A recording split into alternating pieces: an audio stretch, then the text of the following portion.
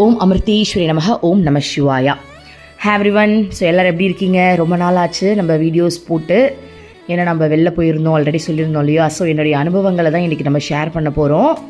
லாஸ்ட்டாக ஆசிரமம் போன எக்ஸ்பீரியன்ஸ், அதற்கு சம்மந்தப்பட்ட விஷயங்கள் தான் ஒரு 1 வீக்காக போயிட்டு இருந்தது. அது என்ன அப்படின்றத நான் உங்களுக்கு இப்போ ஷேர் பண்ண போகிறேன்.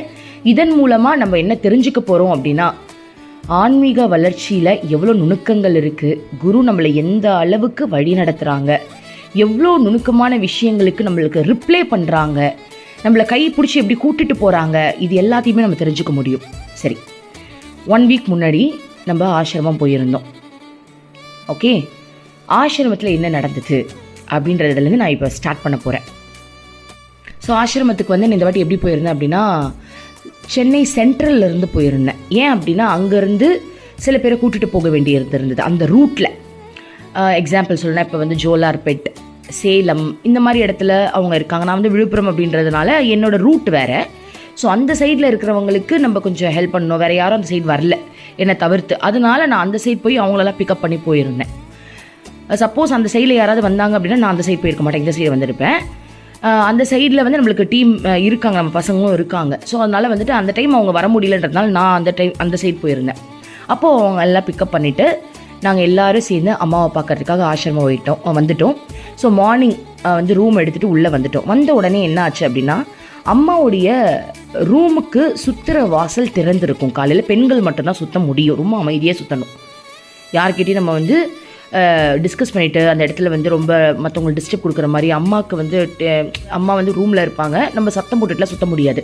ஸோ ரொம்ப பக்தியோட, மன அமைதியோட அதை சுற்றினா வந்து கைலாயத்தை சுற்றினதுக்கு சமம் அப்படின்னு வச்சுக்கோங்களேன். எந்தெந்த மலையெல்லாம் உங்களுக்கு பெருசாக இருக்கும் அந்த மலையெல்லாம் சுற்றினதுக்கு சமம் அப்படின்னு வச்சுக்கோங்க. அம்மாவே சொல்லியிருக்காங்க, அவ்வளோ ஒரு புனிதமான ஒரு இடம். ஸோ அப்படி இருந்ததுனால மார்னிங் டைமில் அந்த இடத்த சுற்றலாம் அப்படின்னு நாங்கள் எல்லாரும் முடிவு பண்ணி சுற்ற ஆரம்பிக்கிறோம். என்ன நடந்தது தெரியுமா? ஃபஸ்ட்டு ரவுண்டு அம்மாவோட ரூமை நாங்கள் சுற்றும் போது நல்லா பெருசாக சுற்றணும். அம்மாவோட ரூம் ஒரு இடத்துல இருக்கும், நம்ம வந்து காளி டெம்பிள், அம்மாவோட ரூமு எல்லாத்தையும் சேர்த்து சுற்றுற மாதிரி தான் இருக்கும். ஓகேவா? அந்த வாசலை திறந்துருப்பாங்க, நம்ம சுற்ற முடியும். ஸோ முதல் ரவுண்டை நான் சுற்றும் போது என் மனசில் என்ன பிரார்த்தனை பண்ணிக்கிட்டேன் அப்படின்னா, அம்மா எல்லாருக்கும் பக்தி கொடுங்கம்மா, எல்லா கோபியர்களுக்கும் பக்தி அதிகமாக கொடுங்க, கிருஷ்ணர் மேலே நிறைய ஃபீலிங்ஸ் கொடுங்க, அது மட்டும் இல்லாமல் பக்தி கொடுங்க, எல்லாருக்கும் பக்தி கொடுங்கம்மா, நாங்கள் எல்லோரும் நிறைய பக்தி பண்ணணுமாம்மா, பக்தி பண்ணது நம்ம பூமிக்கு வந்திருக்கோம். இப்போ நிறைய பேர் சொல்லுவாங்கடா, எதுக்கு நம்ம பூமியில் வந்திருக்கோம் அப்படின்னா, இந்த பிஸ்னஸ் எல்லாம் விட்டுருங்க. ஒரு பெண்கிட்ட போய் நீங்கள் கேட்டீங்க அப்படின்னா அந்த பொண்ணு என்ன சொல்லும் அப்படின்னா, என் கணவன்கிட்ட எனக்கு ஒரு அன்பு கிடைச்சா போதும், நான் எதுவும் பெருசாக கேட்கல, ஐ லவ் யூன்ற ஒரு வார்த்தை, எனக்காக அவர் இம்பார்ட்டன்ஸ் கொடுக்கறது, அந்த அன்பு தான், அந்த அன்பாக பேசுறது, இது தவிர்த்து நான் வேற ஒரு பொண்ணு என்ன எதிர்பார்ப்பான்னு கேட்பாங்க. ஆனால் அந்த எதிர்பார்ப்பெல்லாம் நம்ம மனுஷங்கிட்ட வைக்கிறது தான் எங்கள் பெரிய பாதிப்பையே கொடுக்குது. அந்த எதிர்பார்ப்பெல்லாம் நம்ம கடவுள்கிட்ட வச்சுட்டோம் அப்படின்னா, எதுவுமே எனக்கு வேணாம் இறைவா, உன்கிட்ட எனக்கு அன்பு கிடைச்சா போதுன்னு யாராவது நம்ம நினைக்கிறோமா? ஒரு மனுஷங்கிட்ட அதை நினைக்கிறோம் இல்லையா? ஒரு கணவன் கிட்ட ஒரு பெண் உனக்கு என்ன எதிர்பார்ப்பு அப்படின்னா, எனக்கு என்ன ஒரு வார்த்தை ஐ லவ் யூன்னு சொல்கிறது, என்னை அன்பாக பார்த்துக்கிறது, என்கிட்ட அன்பாக பேசுறது எனக்கு பத்தாதான், நான் வேறு என்ன எதிர்பார்க்க போகிறேன்னு சொல்கிறோம்ல. கடவுள்கிட்டையும் அதை தான் நம்ம எதிர்பார்க்கணும். ஆனால் கடவுள்கிட்ட நம்ம அதை எதிர்பார்க்குறோமா? கடவுள்கிட்ட போனாலே நம்ம கேட்க தானே ஆரம்பிக்கிறோம். பட் அது இல்லாமல் அதுதான் பக்தி. இறைவா எனக்கு நீ தான் வேணும், நான் என்ன எதிர்பார்க்க போகிறேன், எனக்கு ஒரு ஐ லவ் யூ நீ சொல்லிட மாட்டேன். மனுஷங்கிட்ட அது வந்து நம்மளால் கேட்க முடியுது, மனுஷங்கிட்ட வந்து நம்மளால் அது பண்ண முடியுது. ஒரு ஐ லவ் யூ நீ சொல்லிட மாட்டியான்னு ஏங்க முடியுது. ஏன் கடவுள்கிட்ட அது வரமாட்டேங்குது? நானே இப்போ தான் யோசிச்சு பார்க்குறேன். கிருஷ்ணா கிட்ட நான் அதிகமாக எதிர்பார்க்குற மாதிரி எனக்கு ஃபீல் ஆகுது. இப்போ சொல்லும் போது எனக்கு ரியலைஸ் ஆகுது. மனுஷங்க கிட்டே எனக்கு ஒரு ஐ லவ் யூ சொன்னால் போதும் நம்ம நினைக்கிறோம், அன்போடு நீ ஒரு ஐ லவ் யூ சொன்னால் போதும்னு நினைக்கிறோம். ஆனால் கடவுள்கிட்ட அந்த விஷயத்தை நம்ம ஏன் முன்வைக்க மாட்டேங்கிறோம்? அதை வைக்கணும், அதுதான் பக்திப்பா, அதை பண்ணதான்ப்பா பூமிக்கு வந்தோம். அந்த வகையில் நான் முதல் ரவுண்டு சுற்றும் போது அம்மா கிட்ட நான் சொன்னது இதுதான், அம்மா எங்கள் எல்லாரையும் பக்தி பண்ண வைங்கம்மா. மனிதர்கள்கிட்ட கூட எங்களுக்கு எதுவுமே வேண்டாம், நீ அன்பு காட்டினா போதும்னு எங்களுக்கு அந்தளவுக்கு நாங்கள் இறங்கி வந்து அன்பு காட்ட சொல்கிறோம் இல்லையா? ஆனால் இறைவன் அன்பு காட்டிக்கிட்டு தான் இருக்கிறார், அதை ரியலைஸ் பண்ண ஏன் மாட்டேங்கிறோம்? ஸோ எங்களுக்கு பக்தி பண்ண வைங்கம்மா அப்படின்னு தான் நான் சுற்றிக்கிட்டு இருந்தேன். முதல் ரவுண்டு சுற்றி முடிச்சிட்டேன். 2வது ரவுண்டு சுற்றும் போது எனக்குள்ள ஒரு தாட்டு, ஹெட்செட் போட்டுட்டு நம்ம பாட்டு கேட்டுகிட்டே சுற்றலாம், அப்போது நம்மளுக்கு இன்னும் ஃபீலிங்ஸ் வந்து அதிகமாகும். ஒரு தெய்வ பாட்டோ அது சினிமா சாங்கோ, அது அவங்கவுங்க விருப்பத்தை பொறுத்தது. சினிமா சாங் கேட்குறது தப்பு இல்லை, ஆனால் சினிமா சாங் கேட்கும்போது நம்மளுக்கு கிருஷ்ணாவோட நினப்பு வரணும். ஸோ அதனால் நான் என்ன பண்ணேன் அப்படின்னா ஏதாவது ஒரு பாட்டு கேட்கலாம், ஹெட்செட் போட்டுட்டு அம்மா ரூம் சுற்றும் போது ஒரு சென்டிமெண்டலாக. ஏன்னா எங்களை பொறுத்த வரைக்கும் சினிமா பாட்டு பாடினா கூட எங்களுக்கு அம்மா ஞாபகம் தான் வருது. இப்போ எக்ஸாம்பிள் சொல்லணும்னா, பல உலக அழகிகள் கூடி உன் பாதம் கழுவலாம் வாடி, என் தளிர் மலரே இனும் தயக்கம் என்னை புரியாதா, இது வாழ்வாசாவா. ஸோ இந்த பாட்டெலாம் வரும்போது எனக்கு அம்மாவோட ஞாபகம் வரும், நிறைய வரும். ஸோ சினிமா பாட்டு கேட்டால் கூட அம்மாவோட ஞாபகம் தானே வருது. ஸோ அந்த வகையில் நான் என்ன நினச்சேன் அப்படின்னா, நம்ம வந்து ஒரு பாட்டு கேட்கலாம். என்ன பாட்டுனா, கண்ணான கண்ணே கண்ணான கண்ணே என் மீது சாயவா, புண்ணான நெஞ்சை பொன்னான கையால் பூ போல நீவவா. இந்த பாட்டு கேட்கலாம். கேட்டுட்டு நம்ம அப்படியே அம்மாவை நினச்சிக்கிட்டே வந்து ஒரு சென்டிமெண்டலாக நல்லா சுற்றலாம் அப்படின்ற தாட்டில் தான் நான் வந்து என்ன பண்ணேன், ஃபோன் எடுத்து ஹெட்செட்டை காதில் வச்சுட்டு ஃபோனை ஆன் பண்ணி பாஸ்வேர்ட்லாம் போட்டு உள்ளே போய் ஸ்பாட்டிஃபைல பாட்டு வச்சா தானே வரும். இதான ப்ரொசீஜர். ஆனால் நான் ஹெட்செட்டை ப்ளூடூத்தை ஓப்பன் பண்ணி காதில் வச்ச உடனே ஸ்டோரி ப்ளே ஆகுது. நான் ஃபோனை ஆன் கூட பண்ணலை, ஸ்டோரி ப்ளே ஆகுது. அதுவும் ஆட்டோமேட்டிக்காக ஒரு ஸ்டோரி ப்ளே ஆகுது. மேபி நிறைய பேருக்கு அது நடந்திருக்கலாம், ஏன்னா அது ப்ளூடூத்தில் ஆல்ரெடி அது இருந்திருக்கலாம். அது எப்படின்னு எனக்கு தெரியல. பட் அந்த ஸ்டோரி நான் லாஸ்ட்டாக கேட்கல. அது வந்து இது வரைக்கும் அந்த மாதிரி ஸ்டோரி நான் கேட்டு பல வருஷம் ஆகுது. ஏன்னா 2 இயர்ஸாக நம்ம ஸ்டோரி போட்டுட்ருக்கோம். கிருஷ்ணாவோட வாழ்கிற மாதிரி நான் கதை போடுவேன். அந்த கதையை நான் கேட்டுக்கிட்டே இருப்பேன். நான் சொல்லியிருக்கேன் இல்லையா, இந்த ஸ்டோரி எப்படி ஒரு 1 இயருக்கு முன்னாடி போட்ட ஸ்டோரி தான் இது. அதை நான் ரீசெண்டாக கேட்க கூட இல்லை. ஆனால் அந்த ஸ்டோரி ஆட்டோமேட்டிக்காக ப்ளே ஆகுது. அப்போ எனக்கு ஒரு மெசேஜ் என்ன அப்படின்னா, அம்மா பேச வந்துட்டா, நம்ம எந்த பாட்டும் கேட்க வேண்டாம், அதுவாக ப்ளே ஆகுது. அம்மா ரூம் வாசலில் நம்ம சுற்றிக்கிட்டு இருக்கும் போது இது நடக்குது அப்படின்னா அம்மா பேசுகிறா அப்படின்னு முடிவு பண்ணிக்கிட்டு ஹெட்செட்டை கேட்டுட்டு கேட்குறேன். என்ன தெரியுமா வருது, நானும் கிருஷ்ணாவும் அதில் பேசுகிறோம், அந்த ஸ்டோரியில் பேசுகிறோம். நான் சொல்கிறேன், ஒரு பொண்ணு என்ன எதிர்பார்த்துருவா கிருஷ்ணா, உன்கிட்ட ஒரு அன்பு, எனக்கு அது வேணும் இது வேணும்னு ஆடம்பரமாக எதுவுமே எதிர்பார்க்க மாட்டாங்க. ஒரு பெண்கள் என்ன எதிர்பார்ப்பாங்க கணவன்கிட்ட, ஐ லவ் யூ சொல்லணும், பூ வாங்கி தரணும், போகும்போது வந்து கைப்பிடிச்சி கோர்த்து நடந்து போகணும், இந்த மாதிரி தானே எதிர்பார்ப்பாங்க. நான் அதை தான் உங்ககிட்ட எதிர்பார்க்குறேன் அப்படின்ற டயலாக அந்த ஸ்டோரியில் நான் சொல்கிறேன். அதுக்கு கிருஷ்ணா என்ன தெரியுமா ரிப்ளை பண்ணுறாரு, நான் தாண்டி காஞ்சி போய் கிடக்கிறேன். சத்தியமாக அந்த டயலாக் வருது பாருங்கள். அம்மா ரூம் வாசலில் நான் கிராஸ் பண்ணும்போது, நான் தான் அன்புக்கு ஏங்கிக்கிட்டு இருக்கேன். என்னமோ நீங்கள் சொல்கிறீங்க, நீங்கள் தான் ஏங்குறீங்க, அப்படி நீங்கள் தான் வந்து அப்படி இருக்கீங்க எப்படி இருக்கீங்கன்ட்டு, நான் அன்புக்கு எவ்வளோ ஏங்குறேன்னு தெரியுமா. இங்கே நான் தான் காஞ்சி போய் கெடுக்கிறேன். மனசாட்சி தொட்டு சொல்லு. பெண்கள் எல்லாருமே வந்துட்டு உங்கள் முழுமையான அன்பு கொடுக்குறீங்களா, உங்கள் கணவனுக்கு முழுமையான அன்பை நீங்கள் கொடுக்குறீங்களா? மனசாட்சி தொட்டு சொல்ல. எண்ணம் எங்களை தாண்டி வேறு இடத்துக்கு போகுது தானே, என்னை தாண்டி போதா இல்லையா? அந்த பர்டிகுலர் நேரத்தில் மட்டும்தான் எங்களை நினைக்கிறீங்க, மற்ற நேரம்லாம் உன் எண்ணம் வேறு இடத்துக்கு போதா இல்லையா? ஆனால் நான் எப்படி இருக்கேன்னு தெரியுமா, உன்னையே நினச்சி உருகிக்கிட்டு ஒரு நிமிஷம் விடாமல் உன் அன்புக்காக ஏங்குறேன். உண்மையான கிருஷ்ணா பற்றி உனக்கு தெரியுமா, அவர் அன்புக்கு ஏங்குவார். அதாவது இறைவனை பற்றி சொல்கிறாங்க. அந்த டயலாக் வருது பாருங்க அந்த ஸ்டோரியில். உண்மையான கடவுள் எப்படி தெரியுமா, அன்புக்கு ஏங்குவாங்க. அவங்க அன்பு பசியில் இருப்பாங்க. அவங்களுடைய எண்ணம் உங்களை தவிர்த்து வேறு எங்கேயுமே இருக்காது. ஆனால் உங்களுடைய எண்ணம் அவங்கள தாண்டி எல்லா இடத்துலையுமே இருக்கும். அந்த டயலாக் வருது. இதை நான் என்றைக்கும் அந்த ஸ்டோரி போட்டிருக்க போல கரெக்டாக ப்ளே ஆகுது பாருங்க. ஸோ அன்புக்கு ஏங்கிறது நீங்கள் கிடையாது, நாங்கள் தான் அப்படின்னு டைலாக் வருது பாருங்க. அது மட்டும் இல்லாமல் அம்மாவுடைய ரூம் வாசலில் நான் நிற்கும் போது அங்கே விழுந்து மண்டி போட்டு அம்மாவுடைய பாதத்தை கும்புற மாதிரி விழுந்து கும்பிட்டுட்டு தான் நடக்க ஆரம்பிப்போம். அப்போது ஹெட்செட்டில் காதில் ஓடிக்கிட்டே இருக்கும்போது நான் அம்மாவோட ரூம் வாசலில் முட்டி போட்டு வணங்குறேன். அப்போ என்ன டைலாக் வருது அப்படின்னா, உண்மையாக சொல்லட்டுமா, நீ அங்கே இருக்க வேண்டிய ஆளே இல்லை, உனக்கு மட்டும் குழந்தை இல்லைன்னு வச்சுக்கோயேன், நான் உன்னை இங்கே தான் வச்சுருப்பேன் அப்படின்ற டயலாக் வருது. அந்த ஸ்டோரியில் அந்த டயலாக் ஏன் வந்தது அப்படின்னா, அந்த ஸ்டோரியில் ஆக்சுவலி நான் ப்ரெக்னெண்ட்டாக இருப்பேன். என் கிருஷ்ணா வந்து ஃபாரினில் இருப்பார். ஸோ அதுக்கு அவர் சொல்கிறாரு, குழந்தை மட்டும் வயிற்றில் இல்லாமல் இருந்ததுன்னா நீ வந்து அம்மா வீட்டுக்கு போகணுன்னு அவசியம் இல்லை, நீ ஏன் கூட இங்கே இருந்திருப்பேன் தான் அந்த டயலாகு. அது அப்படியே இங்கே மேட்ச் ஆச்சு பாருங்கள். அம்மா சொல்கிறாங்க, நான் விழுந்து கும்பிடும்போது உனக்கு குழந்தை இந்த குடும்ப வாழ்க்கை மட்டும் இல்லாமல் இருந்தது அப்படின்னா நீ இருக்க வேண்டிய இடம் அது கிடையாது, நீ ஏன் கூட இருந்திருப்பேன்னு வருது. கிருஷ்ணா ஒரு செகண்ட் அங்கே நின்றுட்டேன். உண்மையாவா? அப்போ இந்த பிறவியில் வந்து குழந்தை பிறக்கிறதுக்கு முன்னாடி, அதாவது நான் வந்து குழந்தைலாம் பிறந்ததுக்கு அப்புறம் தான் நான் அம்மாவை பார்க்க வந்தேன். ஒருவேளை முன்னாடியே நான் வந்திருந்தேன் அப்படின்னா எனக்கு கல்யாணமே பண்ணாமல் இங்கேயே வச்சுருந்துருப்பியா, உன் கூட பிரம்மச்சாரியாக இருந்திருப்பேனா அப்படின்ற ஃபீல் எனக்கு வந்தது. ஆக்சுவலி இந்த பிறவியில் கல்யாணம் ஆனதுக்கப்புறம் தான் வரணுன்றது அம்மாவோட முடிவு. பட் அந்த அன்பை எப்படி தெரிவிக்கிறாங்க பாருங்களேன், அவங்களுடைய அன்பை என்கிட்ட பரிமாறுறாங்க பாருங்க. எனக்கு ரொம்ப சந்தோஷமாக இருந்துச்சு. அந்த பூரிப்பெல்லாம் சொல்லவே முடியாது. வாய் மூடவே இல்லை, சிரிச்ச சிரிப்பு. அம்மாவுடைய ரூமில் நின்று ஷாக்காக அவளை பார்த்தது தான். அம்மா உள்ளே உட்காந்துட்டு இருப்பாங்க, நான் வெளில நின்று அவளை பார்த்துக்கிட்டு இருக்கேன். உண்மையாவா?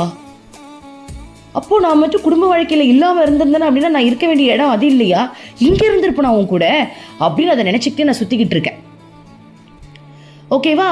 அப்புறம் அடுத்தடுத்து டயலாக், அந்த கதையில் வந்து அடுத்தடுத்து டயலாக் வருது. என்ன அப்படின்னா, திரும்ப அப்படி ஏதோ நிறைய பேசிக்கிட்டே இருந்தோம். திரும்ப அம்மா ரூம் வாசலில் வந்து நிற்கும் போது இன்னொரு டைலாக் வருது. என்ன அப்படின்னா, நான் இப்போ சொல்கிறேன் கேளு, எனக்கு உன் நெஞ்சில் சாஞ்சிக்கிட்டே இருக்கணும், எனக்கு உன் மடியில் தலை வச்சு தூங்கிட்டே இருக்கணும், நீ என்னை கட்டி பிடிச்சிட்டே இருக்கணும், நான் எப்போவுமே உன் கூட இருக்கணும், என்னை விட்டு நீ ஒரு நிமிஷம் கூட நீ பிரியக்கூடாதுன்ற அந்த டைலாக் அப்படியே வருது.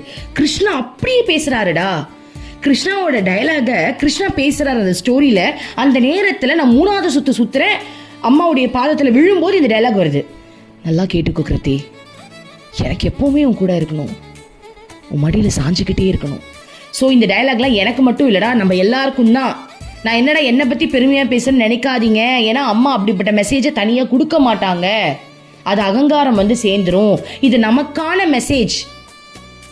நான் என்ன சொல்லி முதல் ரவுண்டு சுற்றினேன், அம்மா எங்களுக்கு பக்தி கொடுங்க. நான் எனக்காக மட்டும் பிரார்த்தனை பண்ணனா சொல்லுங்க, எனக்காக மட்டும் பிரார்த்தனை பண்ணனா? அம்மா எனக்கு பக்தி கொடுங்க மட்டும் கேட்டேனா? நம்ம எல்லாருக்காகவும் கேட்டேன். அம்மா அருள்மொழிகள் கேட்குற எல்லாருக்கும் அந்த பிரேம பக்தியை கொடுங்கம்மா. கோபியர்கள் எல்லாருக்கும் கிருஷ்ணாமன அதிகமான உணர்வை கொடுங்கம்மா. அவங்க கடவுளோட அவங்கவுங்க சந்தோஷமா இருக்கணும் ப்ளீஸ்மா, எங்க எல்லாருக்கும் அதை கொடுங்கம்மா அப்படின்னு நான் கேட்டேனா?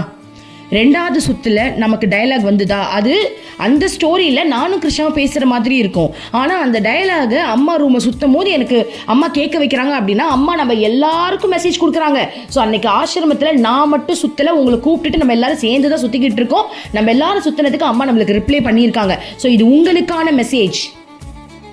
டயலாக்ல மட்டும்தான் சிங்குலரில் வந்திருக்கும், ஆனால் அது ப்ளூரல் நம்ம எல்லாருக்கும். ஸோ அம்மா உங்களுக்கு கொடுத்த மெசேஜ் என்ன தெரியுமா? எனக்கு உன் மடியிலேயே சாஞ்சிக்கணும், உன் நெஞ்சிலேயே நான் சாஞ்சிக்கணும், உன்னை விட்டு நான் ஒரு நிமிஷமும் போக மாட்டேன், நீயும் என்னை விடக்கூடாது, நீ இல்லைனா நான் இல்லை. ஏதோ குடும்ப வாழ்க்கையில் இருக்குன்ற காரணத்துக்காக தான் நான் உன்னை விட்டு வச்சிருக்கேன், இல்லைனா நீ இருக்கிற இடமே வேற அப்படின்ற டைலாக் வருது. அப்போது இந்த டைலாக் வந்துருச்சா? திரும்ப நான் அவ்வளோதான், நான் வந்து சுற்றிக்கிட்டே இருக்கேன். திரும்ப ஏதோ ஒரு கான்வர்சேஷன் போயிட்டுருக்கு. ஆனால் என் மைண்டில் ஒன்று ஓடிக்கிட்டு இருக்கு. என்ன அப்படின்னா, ஓ அதனால் நீ பாவம் பார்க்குறியாமா, இல்லைன்னா நீ எல்லாம் வந்துட்டு எங்களை இன்னும் டீப்பாக வந்து ஆன்மீகத்தில் உள்ளே கொண்டு வந்திருப்பியோ, குடும்ப வாழ்க்கையில் இருக்கிறதுனால கொஞ்சம் விட்டு வச்சிருக்கியோன்ற தாட் எனக்கு வந்துச்சு. அப்போ ஒரு நிமிஷம் நான் திரும்ப அம்மா ரூம் வாசலில் வந்து யோசித்தேன், அம்மா என்னை ஏமாத்துறியா? கோபியர்கள் கிட்ட கூட நீ இதே டைலாக் தான் சொன்னேன். ஏன்னா அம்மா தான் கிருஷ்ணாலேயே என்ன திரும்ப சொன்னேன், நீங்களாம் குடும்ப வாழ்க்கையில் இருக்கீங்களே, இப்படி புருஷனெல்லாம் விட்டுட்டு என்கிட்ட இப்படி நான் புல்லாங்குழல் ஊதுறேன்னு வந்துட்டீங்களே, இதெல்லாம் தப்பு இல்லையா அப்படின்னு கிருஷ்ணா கேட்டிருக்காரு. அதுக்கு கோபியர்கள் என்ன சொல்லுவாங்க அப்படின்னா, தப்பு இல்லையாவா? கிருஷ்ணா நீ கடவுள், எங்களுக்காக பூமிக்கு வந்திருக்க, எங்களை கூட்டிட்டு போக வந்திருக்க, குடும்பத்தெல்லாம் உனக்கே பார்த்துக்க தெரியும். குடும்பன்ற ஒரு சாக்கை வச்சுக்கிட்டு நான் உன்னை விட்டுட்டு அவங்க மேலே கவனம் செலுத்திக்கிட்டு உன்னை அடையாமல் விட சொல்றியா? அதெல்லாம் நீ பார்த்துப்பேன்னு எங்களுக்கு தெரியும். இந்த பிறவியில் நான் உன்னை அடையிறது மட்டும்தான் என் வேலை, எங்கள் குடும்பத்தை பார்த்துக்க வேண்டிய வேலை உன் வேலை அப்படின்னு சொல்லிட்டு கோபியர்கள் எல்லாருமே முழு சரணாகதி அடைஞ்சாங்களாம். தனக்கு குழந்தை இருக்குது, கடவுள் இருக்காங்க, கணவன் இருக்காங்க, குடும்பம் இருக்குது, அதெல்லாம் மறந்துட்டு இறைவா எனக்கு நீ தான் வேணும்னு சொல்லிட்டு ஒத்த காலில் நின்று நாங்கள் இந்த இடத்த விட்டு போகவே மாட்டோம், நீ எங்கள் கூட ராசலீலை பண்ணியே ஆகணும், நான் உன்னை அடைஞ்சே ஆகணும்னு முடிவில் இருந்தாங்களாம். அப்போ அது என் மைண்டுக்கு வந்தது. அப்போ நான் அம்மா கிட்ட வந்து திரும்ப பதில் சொன்னேன். 4வது சுற்றும் போது அம்மா வாசலில் நின்றுட்டு பேசிகிட்டு இருந்தேன். அதாவது ரொம்ப நேரம் நிற்கக்கூடாதுடா, நான் நின்றுன்றதுக்காக நீங்களும் நின்றுடாதீங்க, துரத்தி விட்டுருவாங்க. மனதளவில் அந்த ரூம் வந்து ரொம்ப தூரம் நம்ம நடப்போம் இல்லையா, ஸோ அம்மா ரூமில் இருக்கிறதுக்கு சமம் தான். அப்போது நான் மனசில் என்ன நினச்சிட்டு விழுந்து கும்பிடுமே என்ன தெரியுமா நினச்சேன், ஓ எனக்கு குழந்தை பிறந்துச்சு, எனக்கு தனியாக குடும்பம் இருக்குன்னு சொல்லிட்டு நீங்கள் வந்து என்னை வந்து தூரத்தில் வச்சுருக்கீங்க, அதனால் வந்து நீங்கள் வந்து வேடிக்கை பார்க்குறீங்க, இல்லைன்னா வந்து என்னை தூக்கிட்டு போயிடுவீங்க, அதானே? தபர்மா இந்த பிறவியில் நீ எனக்காக கீழே இறங்கி வந்துட்ட, என் குடும்பத்தை பார்த்துக்க வேண்டிய பொறுப்பு உன்னோடது. ஆனால் எனக்குள்ளே இருந்துதான் நீ அதை பார்த்துப்பே எனக்கு தெரியும். என் மூலமாகவே உங்களுக்கு வேலை செஞ்சிருவேன். ஓகே, ஆனால் என் மனம் முழுக்க உன்னை அடையிறதுல மட்டும்தான் நான் கவனம் செலுத்த போகிறேன். அவங்கள வளர்க்கணும், அவங்களுக்கு கல்யாணம் பண்ணி கொடுக்கணும், என் புருஷன் இப்படி பார்த்துக்கணுன்ற எண்ணம் எனக்கு வேண்டாம். என்னுடைய எண்ணம் முழுக்க உன்கிட்ட இருக்க போகுது. நீ என் மூலமாக செஞ்சாலும் செய்ய, இல்லை வேற யார் மூலமாக செஞ்சாலும் செய்ய. இந்த பிரிவில் சொல்கிற சத்தியமாக உன்னை அடைஞ்சே தீரணுமா? சும்மா இந்த டயலாக்லாம் அடிச்சுட்டு இருக்காது. உனக்கு குழந்தை பிறந்துருச்சு அதனால நான் உன்னை தூரமாக வச்சுக்கிட்டு இருக்கேன்லாம் சொன்னேன். என்னால் ஏற்றுக்க முடியாது. எனக்கு இந்த பிரிவில் உன்னை அடைஞ்சே தீரணும். அதாவது நம்ம அந்த லவ் அப்படின்ற, அதாவது இறைவன் கிட்ட அந்த பக்தி அப்படின்ற ஒரு விஷயத்தில் முழுகிறதுக்காக முயற்சி பண்ணிக்கிட்டு இருக்கோம். நான் என்ற தன்மை அந்த அகங்காரத்தெல்லாம் அழிச்சாதான் அது நடக்கும். அதெல்லாம் முடிச்சு உன்னை அடையிறதுக்கு ராதையாவே மாறுறதுக்கு நான் ஓடி வந்துக்கிட்டு இருக்கேன். இந்த நேரத்தில் எனக்கு டைலாக் சொல்கிறேன், ஆனால் உனக்கு குழந்தை குட்டியெல்லாம் இருக்குது பாவம், அதனால தான் நானும் வேடிக்கை பார்க்குறேன் அப்படின்னு நீ சொல்கிற அப்படின்னா இது எனக்கான டெஸ்ட்டு. நானும் நீ அப்படி சொல்லிட்டேன்றதுக்காக அப்படியான்னு சொல்லிட்டு நான் இதை அப்படியே ஸ்டாப் பண்ணிட மாட்டேன். ஓடி வந்துக்கிட்டு இருக்கும்போது நடுவில் நிற்க சொல்கிறேன். என்ன ஒலிம்பிக்கில் ஓடிக்கிட்டு இருக்கோம். இன்னும் கொஞ்சம் ஓடணுன்னா கோல் வந்துடும்.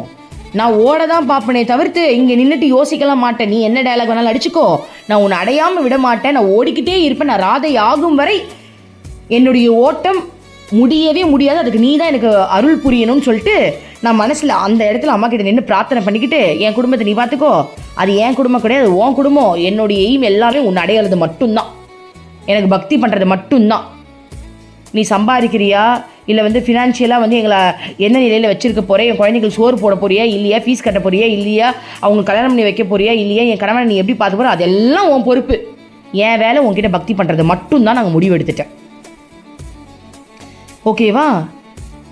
ஸோ அப்படியே இந்த கதை முடிஞ்சிருச்சு. நான் சுற்றுக்கு அந்த கதை நடுவில் இருந்தே ஸ்டார்ட் ஆச்சு. அந்த கதை முடிஞ்சிருச்சு. இப்போ அடுத்த கதை ப்ளே ஆகுது. அதாவது ஆட்டோமேட்டிக்காக டெலிகிராமில் பார்த்தீங்க அப்படின்னா, அதுவாக நான் டெலிகிராம்லாம் போய் வைக்கலப்பா, அதுவாக டெலிகிராமில் நான் வச்சுருந்த ஸ்டோரி ஓப்பன் ஆகிடுச்சு. ஓகே, அடுத்த ஸ்டோரி அதுவே போயிடுச்சு. அடுத்த ஸ்டோரி ஸ்டார்ட் ஆகுது. அது சும்மா நார்மலாக ஒரு கான்வர்சேஷன் இருக்குது. அப்போ நான் என் மனசுக்குள்ளே ஒரு ஓட்டம் ஓடுது. அம்மா, நிறைய பேர் கிருஷ்ணாவோட இந்த இறைவனோட அந்த லவ் பாவத்தில் இருக்காங்களம்மா, தப்பாக நினைக்கிறாங்கம்மா. நம்மளுக்கு கடவுள் மேலே மனுஷங்க மேலே வர அந்த காம உணர்வாக இருக்கட்டும், அந்த இன்டிமேட் ஃபீலாக இருக்கட்டும், அது கடவுள் மேலே வருது, அது ரொம்ப அவாய்ட் பண்ணுறாங்கம்மா. ஆனால் நீ எனக்கு அதெல்லாம் சொல்லி கொடுத்துட்டேன், எனக்கு ஒரு பயம் இல்லை. ஆனால் அந்த மாதிரிலாம் திங்க் பண்ணுறாங்க. சில பேர் என்கிட்ட சொல்கிறாங்க, எனக்கு கடவுள் மேலேயே அந்த மாதிரி ஃபீல் வருது, பயமாக இருக்குன்றாங்களேம்மா, இதெல்லாம் என்னம்மா, நான் என்னதாம்மா பண்ணுறது, அவங்களாம் எப்படி தாம்மா சொல்கிறது அப்படின்னு நான் மனசில் நினச்சிக்கிட்டே திரும்ப அம்மா ரூம் வந்துருச்சு. நினச்சிக்கிட்டே சுற்றிக்கிட்டு இருக்கும்போது அம்மா ரூம் வருது. நான் எப்பவும் போல் அம்மா அப்படியே விழுந்து சாஷ்டாங்கமாக விழுந்து வணங்கும் போது என்ன டைலாக் திரும்ப வருது, அடுத்த ஸ்டோரி ப்ளே ஆச்சுன்னு சொன்னால அதில் டைலாக் வருது, இன்னைக்கு உனக்கு எனக்கு ஃபர்ஸ்ட் நைட் அப்படின்ற டைலாக் அதில் வருது. ஓகே, ஆக்சுவலி அதில் அவங்களுக்கு கல்யாணம் ஆகிருக்கும். ஸோ அந்த டைலாக் அதில் வருது. முடிஞ்சது கதை. எனக்கு சிரிப்பு அடக்க முடியல. ஐயோ அம்மா எதையோ பேச போகிறா அப்படின்னு சொல்லிட்டு அந்த ரூம் வாசல்லேருந்து நான் எழுந்து நடக்கும்போது அந்த அந்த கான்வர்சேஷன் போகுது.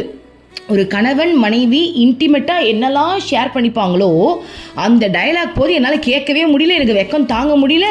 அப்போ அம்மா ரிப்ளை பண்ணுறா, ஏண்டி என் கூட இல்லாமல் வேறு யார் கூட அது உனக்கு இருக்க போகுது, உனக்கு எந்த ஃபீலாக இருந்தாலும் ஏன் மேலே வரட்டும். அம்மா சொல்லியிருக்காங்களே, அம்மா பெண்ணும் கிடையாது ஆணும் கிடையாது, அவள் பரபிரம்மம். இறைவன் படைச்ச உணர்வுகளை இறைவனோட ஷேர் பண்ணுறதுல தப்பே கிடையாது. அதுதான் பக்தி. அது மட்டும் பக்தி நான் சொல்ல வரல. அவங்களுக்கு இது யாருக்கு எடுத்துக்கணுமோ எடுத்துக்கோங்க. இப்போ இந்த விஷயத்த நிறைய பேர் கேட்கலாம்.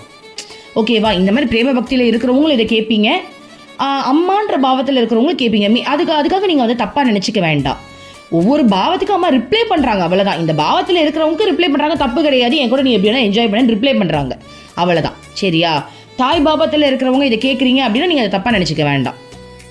ஸோ நீங்கள் அம்மாவோட எப்படி இருக்கணும் நீங்கள் விருப்பப்படுறீங்களா இருக்கலாம், அவ்வளோதான். அப்படி நினச்சிக்கோங்க. நீங்கள் டீப்பாக இருக்கணும் அம்மா கிட்ட. ஒரு அம்மா கிட்ட நீங்கள் அம்மா பாவத்தில் நீங்கள் அம்மாவை பார்க்குறீங்க அப்படின்னா நீங்கள் ஒரு குழந்தையாக இருக்கணும்டா. ஓகேவா? பெரியவங்களாம் இருக்கக்கூடாது. ஏன்னா குழந்தை தன்மையோடு இருக்கும் போது தான் அம்மா உங்களுக்கு ட்ரெஸ் மாற்றி விடுவா, டாய்லெட் பண்ண கூட கழுவி விடுவா. ஆனால் வளர்ந்துட்டீங்க அப்படின்னா உங்களுக்கும் அம்மாவுக்கும் டிஸ்டன்ஸு விலகி போயிடும். அம்மா எப்பயாவது தான் பார்ப்பீங்க. உங்களுக்குன்னு ஒரு வாழ்க்கை இருக்கும். அந்த ரிலேஷன்ஷிப் அம்மா கிட்ட வேண்டாம், அது நல்லா இருக்காது. குழந்தை பாவத்தில் எந்நேரமும் அம்மா தூக்கி வச்சிருப்பா தெரியுமா? தூக்கி வச்சுக்கிட்டு அம்மா மடியிலே படுத்துக்கிட்டு அம்மா அம்மா அம்மா அந்த குழந்தை பாவத்தையோட அம்மா கூட இருந்தால் மட்டும்தான் அது சரியான பக்தி. ஸோ அந்த நிலையில் நீங்கள் இருக்கலாம். ஓகேவா? ஸோ இந்த மாதிரி டயலாக் வந்தது பாருங்க. அப்போ எனக்கு அம்மா ப்ரூவ் பண்ணுறா பாருங்க, அதெல்லாம் தப்பே கிடையாது, கிருஷ்ணா கூட இப்படி இருந்தால் தான் கரெக்டு அப்படின்ற மாதிரி எனக்கு ப்ரூவ் பண்ண மாதிரி இருந்துச்சு.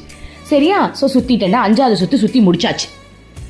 அதே மாதிரி இன்னும் நிறைய நடந்தது. எப்படி சொல்கிறது, சுத்தம் போதெல்லாம் இந்த மாதிரி ஏதாவது ஒரு டைலாக் அம்மா சொல்லி விட்டுருவா. அப்படியே நடக்க 9 சுற்று நடந்து முடிஞ்சாச்சுன்னு வச்சுக்கோங்க. நான் என்ன ஸ்டோரியெல்லாம் கேட்டு நிறைய 9 சுற்று நடந்துட்டேன். இது இன்னும் ஏதாவது ஞாபகம் வருதான்னு பார்க்குறேன். இன்னும் வேறு ஏதாவது டைலாக் சொன்னாலும் ஞாபகம் வருதா பார்ப்போம். ஓகே, ஞாபகப்படுத்தி பார்த்தேன். இப்போதைக்கு எனக்கு ஞாபகம் வரல. அம்மா இதை மட்டும் சொன்னால் போதும் நினைக்கிறா போல். திடீர்னு நடுவில் ஞாபகம் தான் சொல்கிறேன். ஓகே, ஸோ அப்போ 9 சுற்று நம்ம சுற்றி முடிச்சிட்டோம். இப்போ என்ன ஆகுது அப்படின்னா 9 சுற்று முடிச்சிட்டோம். அதாவது 3 சுற்று சுற்றலாம், 9 சுற்று சுற்றலாம், 18 சுற்று சுற்றலாம். 9 முடிச்சிட்டோமே, நம்ம வந்து இப்போ தானே டயர்டாக இருப்போம். காளி டெம்பிளில் போய் கொஞ்சம் நேரம் உட்காரலாம், லலிதா சகசனம் வேணால் படிக்கலாமா, இல்லை வேறு ஏதாவது பண்ணலாமா அப்படின்னு நான் கிருஷ்ணா கிட்ட டைஸ் போட்டு கேட்குறேன். காளி டெம்பிள் வாசல் நின்று கேட்குறேன். கிருஷ்ணா என்ன பண்ணால் இன்னும் சுற்றுன்ட்டான். சரின்னு சொல்லிட்டு நான் எப்பவும் போல் சுற்ற ஆரம்பிக்கிறேன். சரி, ஸ்டோரி கேட்டுக்கிட்டே அப்படியே நான் சுற்றிக்கிட்டே இருக்கேன். திரும்ப 1 சுற்று முடிச்சிட்டேன். திரும்ப வந்து 3 சுற்று முடிச்சிட்டேன். 9 ஆல்ரெடி முடிச்சுட்டேன். திரும்ப 3 முடிச்சிட்டேன். திரும்ப இன்னொரு வாட்டி கேட்குறேன், கிருஷ்ணா என்ன பண்ணலாம் கிருஷ்ணா, நீ சொல்லு கிருஷ்ணா, காளி டெம்பிள் போகலாமா, இன்னொரு வாட்டி சுற்றலாமான்னு கேட்குறேன். சுற்றுன்ட்டான். திரும்ப 1 சுற்று முடிச்சுட்டு இன்னொரு வாட்டி கேட்குறேன். சுற்றுன்ட்டான். அதாவது போட்டோடனே டைஸில் வருது சுற்று. அந்த குழந்தைங்களும் பாவம் என் கூட வந்து சுற்றிக்கிட்டே இருந்தது. பாவம் கிடையாது, அதெல்லாம் அம்மா கர்மா கழிக்கிறது. சரி, முடிவில் தான் இருக்காங்க போல் இருக்கு அப்படின்னு சொல்லிட்டு சுற்றுறேன் 2 மணி நேரம் ஆயிடுச்சுல. 2 மணி நேரம் சுற்ற சொல்லிட்டான்டா. 2 மணி நேரம் சுற்றியாச்சு.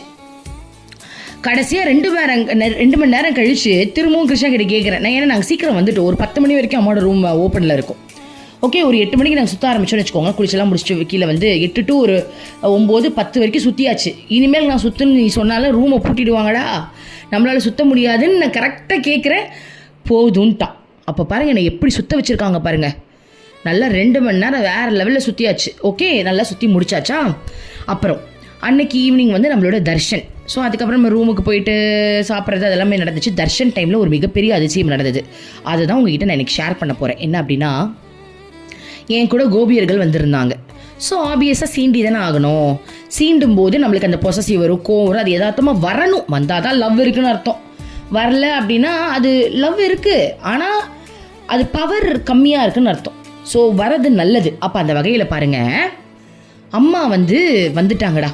அம்மா லாஸ்ட் டைம் என்ன சொன்னாங்க, எனக்கு எதிர்க்க ஒரு குரு அப்படின்னா குருவுக்கு கீழே உட்காரணும், குரு வந்து அப்போ தான் அவருடைய பார்வையை சீடர்களுக்கு கொடுக்க முடியும் அப்படின்னு அம்மா டைலாக் சொன்னாங்க இல்லையா. அதனாலேயே இன்றைக்கி ஷாலை போட்டு வச்சுருந்தோம் முன்னாடியே. அம்மா வந்தால் இந்த இடத்துல தான் உட்காருவேன்ட்டு. ஆனால் இன்னொரு விஷயம் என்ன அப்படின்னா, நாங்கள் ஷால் போட்டது கொஞ்சம் தூரம் தான். ஆனால் ஒரு ஃபாரினர் என்ன பண்ணாங்க அப்படின்னா, அம்மா இந்த இடம் காலியாக இருக்குது, நீங்கள் இங்கே வந்து உட்காந்துக்கோங்கன்ட்டாங்க. எங்களுக்காக பாய் போட்டு வச்சுருந்தாங்கன்னா பார்த்துக்கோங்க.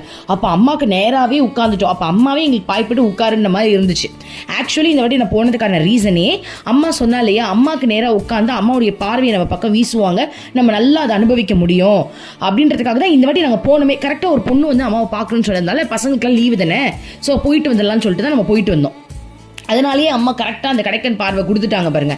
நாங்கள் கரெக்டாக அம்மாவுக்கு நிறையவே உட்காந்துருந்தோம். நிறைய வாட்டி அம்மா என்னை பார்த்தாலும் எனக்கு தெரியவே இல்லை. ஏன்னா நான் அம்மாவை பார்த்துட்டு தான் அந்த என்கிட்ட அதை மறைச்சிட்டா போல. கூட இருக்கிற கோபிகை சொல்கிறாங்க, மேம் அம்மா உங்களை எத்தனை தடவை பார்த்தாங்கன்னு தெரியுமா, அதான் சொன்னடே கிருஷ்ணா நாங்களும் இங்கே வந்திருக்கோண்டா, என்னையும் கொஞ்சம் பாருங்கன்னு. ஆனால் என் கண்ணுக்கு என்ன தெரிஞ்சுதுன்னா, அம்மா அவங்கள நிறைய வாட்டி பார்த்தாங்க, அதுதான் எனக்கு தெரிஞ்சுது. ஸோ அம்மா எப்படிலாம் பண்ணுறாங்க பாருங்களேன். அவங்களுக்கு என்ன பார்த்த மாதிரி இருந்தது, எனக்கு அம்மாவை பார்த்த மாதிரி அவங்கள பார்த்த மாதிரி எனக்கு ஃபீல் இருந்தது. அப்போது ஒரு பையன், சின்ன பையன், அந்த பையனுக்கும் அவங்க தங்கச்சிக்கும் சண்டை போல் இருக்கு. அம்மா கிட்ட கம்ப்ளைண்ட்டு. அந்த பொண்ணு அழுதுகிட்டே சொல்லுது, இவன் நான் திட்டா, இவன் நான் அடிச்சுட்டான்னு சொல்லுது. அதுக்கு அம்மா சிரிச்சுக்கிட்டே, அச்சோ இவா ஏன் அவளை அப்படி பண்ண நீ அப்படின்னு அவளுடைய கண்ணை தொடச்சி விட்டு அப்படியே அவள் தலைக்குள்ள முடிய கோதி அப்படியே மடியில் படுக்க வச்சு அவளை ஆறுதல் கொடுக்குறாங்க. அந்த பையன் அப்படியே உட்காந்துட்டு அப்படியே அம்மா கிட்ட அப்படியே ஒன்றும் தெரியாத போல மாதிரி அப்படியே பார்த்துக்கிட்டு இருக்கான். அப்போ அவனுக்கு அட்வைஸ், அப்படி பண்ணக்கூடாது, தங்கச்சி அப்படி பார்த்துக்கணும். எப்படி பார்த்துக்கணும், தங்கச்சியை அழகாக பார்த்துக்கணும்ல அப்படின்னு அம்மா இதை சொல்லித்தராங்க. அப்புறம் அவன் ஒரு மாதிரி சோர்ந்து போயிடக்கூடாதுன்னு அவனையும் பக்கத்தில் இன்னொரு மடியில் உட்கார வச்சு அவனையும் தடவி தேய்ச்சி கொடுக்குறாங்க. கொடுத்துட்டு நான் பார்த்துக்கிட்டு இருக்கேன், அம்மா அது ரெண்டுமே நான் தான் அப்படின்னு மனசில் நினைக்கிறேன். அது நான் தான், நீ என்ன தான் தடவி கொடுக்குற அப்படின்னு நான் மனசில் நினைக்கும் போது அம்மா ஒரு டைலாக் சொல்கிறாங்க, இவன் எப்படி தெரியுமா, இவன் ஒரு சூரியகாந்தி பூ போல. ஏன்னா அவனை அம்மா அட்வைஸ் பண்ணிட்டாங்களே, ஸோ அவனுக்கு மனசு ஒரு மாதிரி ஆயிருக்கும்ல. ஸோ உடனே அம்மா அந்த குழந்தையோட மனசு இதுவாக ஆகிடக்கூடாது அப்படின்றதுக்காக அம்மா ரிப்ளை பண்ணுறாங்க பாருங்க அவனுக்கு, இவன் சூரியகாந்தி பூ போல, சூரியன் போகிற இடம்லாம் அந்த சூரியகாந்தி பூ எப்படி அதையே பார்த்துட்டு இருக்கும், அந்த மாதிரி இவன் அம்மாவையே பார்த்துக்கிட்டு இருப்பான். அந்த டைலாக் எனக்கு மேட்ச் ஆச்சு. ஏன்னா நான் அம்மாவையே பார்த்துக்கிட்டு இருந்தேன். அப்படியே அம்மா போகிறப்ப நம்ம நார்மலாகவே வீட்லேயும் அப்படி தான் இல்லையா, அம்மாவை பார்த்துட்டே இருப்போம் இல்லையா. ஸோ எனக்கு அது மேட்ச் ஆச்சு. அதுக்கப்புறம் அம்மா என்ன சொல்கிறாங்க, இவன் சூப்பராக சத்சங்கம் கொடுப்பான், நல்ல சத்சங்கம் கொடுப்பான். அப்படின்றாங்க. நான் நினச்சிக்கிட்டேன் நம்ம தான் டெய்லி வந்து அருள்மொழிகள் பேசிகிட்டு இருக்கோம்ல, அப்போ எனக்கு ஒரு கில்ட்டாக ஒரு ஃபீல் இருக்கும். நம்மளுடைய கதையை நிறைய சொல்கிற மாதிரி எனக்கு ஒரு ஃபீல் இருக்கும்.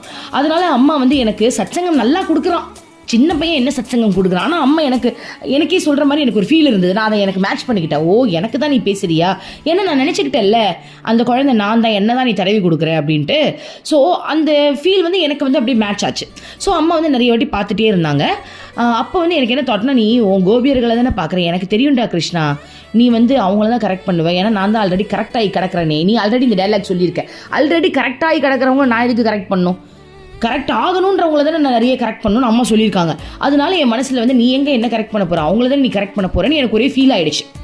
அப்போது நான் வந்து அந்த கோபிகை கிட்ட சொல்லியிருந்தேன், நான் எப்போவுமே அம்மா பார்க்க போது சாரீ தாண்டா கட்டிப்பேன், ஏன்னா அது கிருஷ்ணா இல்லையா, கிருஷ்ணாவுக்கு நம்ம சாரீ கட்டி அழகாக பண்ணால் பிடிக்கும்ல. ஸோ அதனால் நான் வீட்டில் ரொம்ப சாரீ கட்ட மாட்டேன், பட் ஆசிரமம் வந்தால் மட்டும் சாரீ கட்டுவேன், எனக்கு அது ரொம்ப பிடிக்கும். அப்போது நான் சொன்ன உடனே அவங்களும் வந்து சாரீ எடுத்துகிட்டு வந்துட்டாங்க. ஸோ அவங்க என்ன பண்ணியிருக்காங்க, சாரீ கட்டிட்டு வந்திருக்காங்க. அப்போ என்ன ஆச்சு, நான் வந்து தூரமாக நின்றுட்டு இருந்தேன். அப்போது அம்மா வந்து சத்சங்கம் முடிச்சுட்டாங்க, இறங்கி இப்போ நடந்து ஸ்டேஜுக்கு போக போகிறாங்க. அப்போ அந்த கோபிகை என்ன பண்ணாங்க அப்படின்னா, ஓடி போய் முன்னாடி நின்றுட்டாங்க.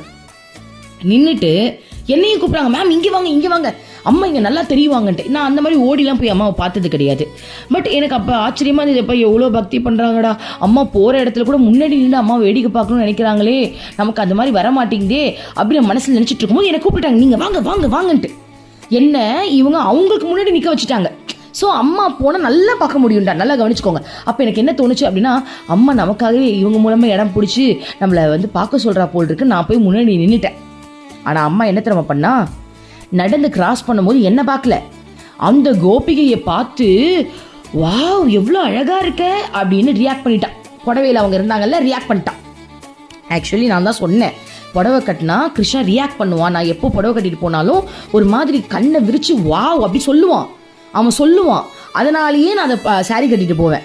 அந்த பொண்ணுக்கிட்ட அந்த விஷயத்த சொல்லும்போது கரெக்டாக அந்த பொண்ணை பார்த்து அம்மா ரியாக்ட் பண்ணாங்க, வாவ் சூப்பராக இருக்க சாரீலன்னு சொல்லிட்டாங்க. அதாவது அந்த ஃபீல் அவங்க சொல்லிட்டாங்க, வாயை திறக்கல. பட் நான் எனக்கு தெரியும்ல, அம்மா எப்போவுமே எனக்கு என்ன ரியாக்ட் பண்ணுவாளோ, இன்னைக்கு என்ன பார்க்கல, அந்த பொண்ணுக்கு ரியாக்ட் பண்ணிட்டாங்க.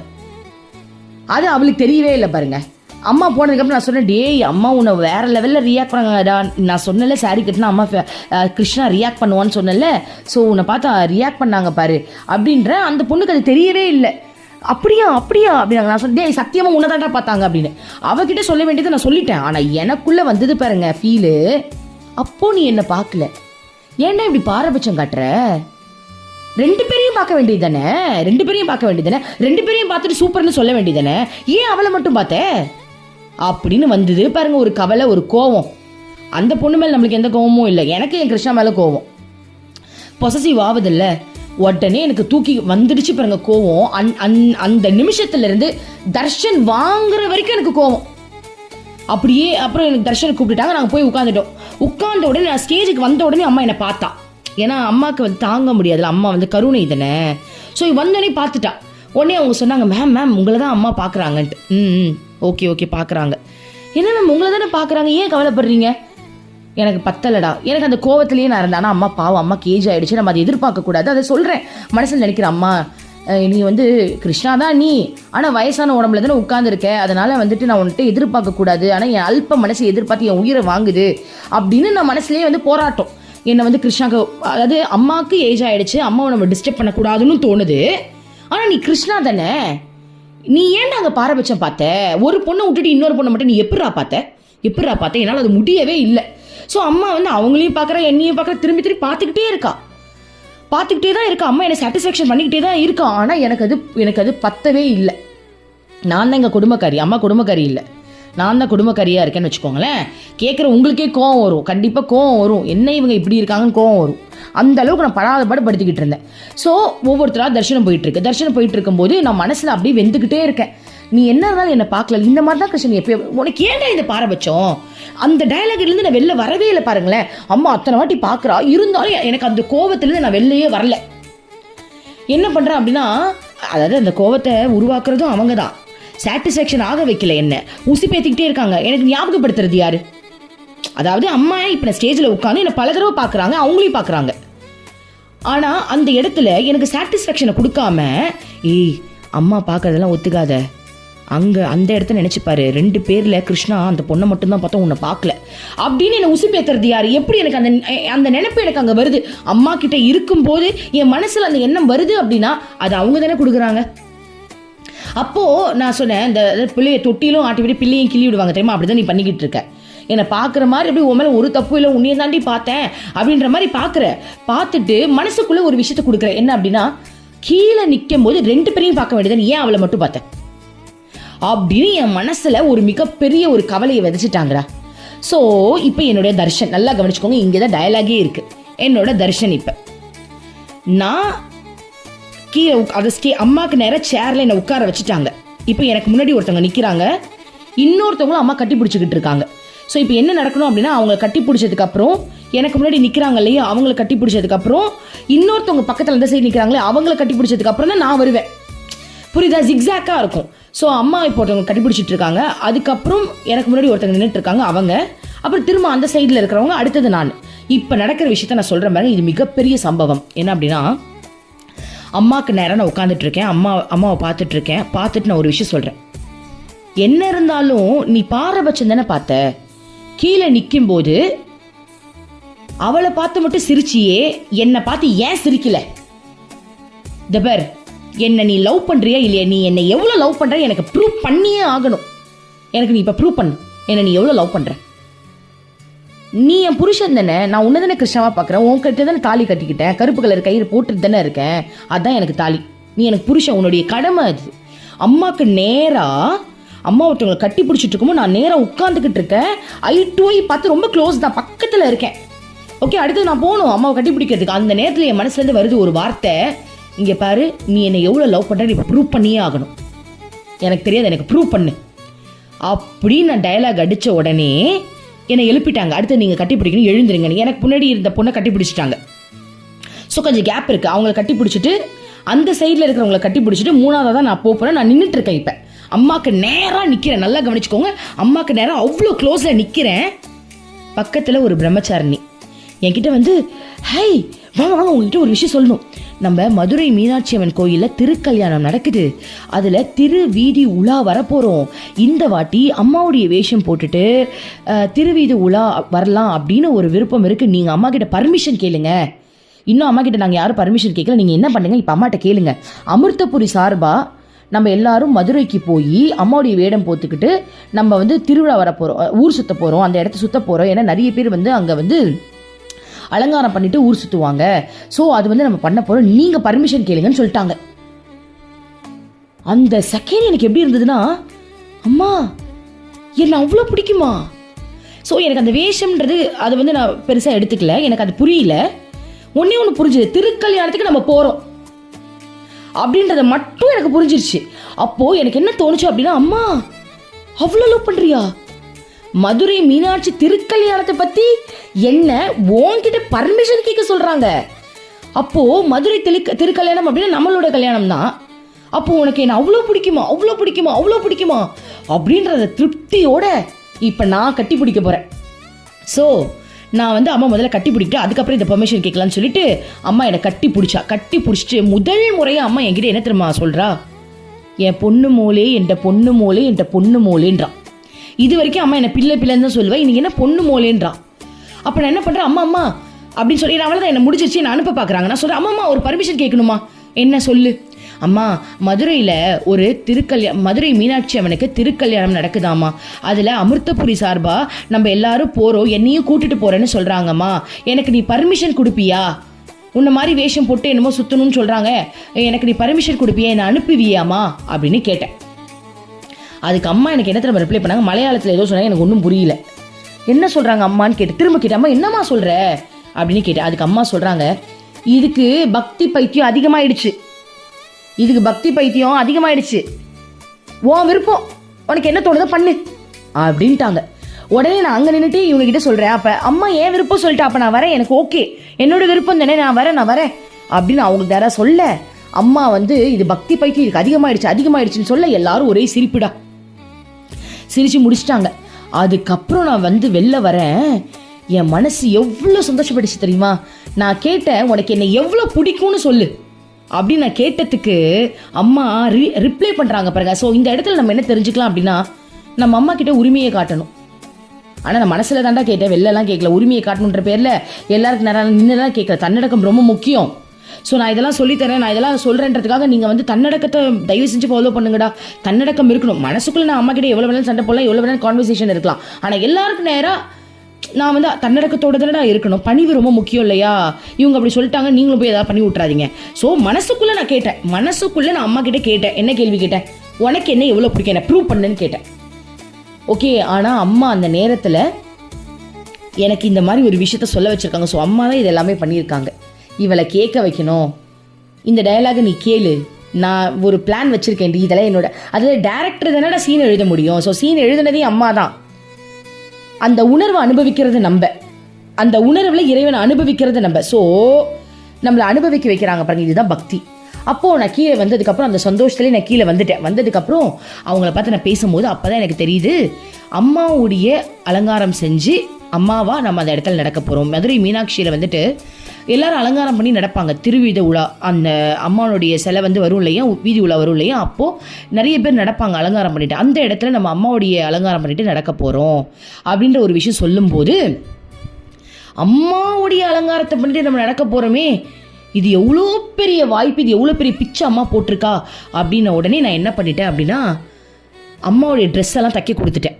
அங்கேயே ஆசிரமத்துலேயே எனக்கு அம்மாவோட ட்ரெஸ் எல்லாம் தைக்கிறதுக்கு அளவெல்லாம் பார்த்து எல்லாத்தையும் கொடுத்துட்டேன். அப்போ நான் வீட்டுக்கு வந்ததுக்கப்புறம் அம்மா கிட்ட ஒரு பிரார்த்தனை பண்ணேன். என்ன அப்படின்னா, அம்மா இதில் நிறைய அகங்காரம் வருதுமா, ஆணவம் வருது, நான் என்னமோ பெரிய ஆளுன்ற ஒரு தாட் வருது, நான் வந்து ஜெயிச்சிட்டேன், நான் நிறைய பக்தி பண்ணிட்டேன், அம்மாவா மாதிரியே வேஷம் போகிறது எவ்வளோ பெரிய பாக்கியம், தமிழ்நாட்டிலே யாருமே இந்த மாதிரி பண்ணதில்லைன்னு இந்த மாதிரி கேவலமான தாட்ஸ் எனக்கு வருதுமா.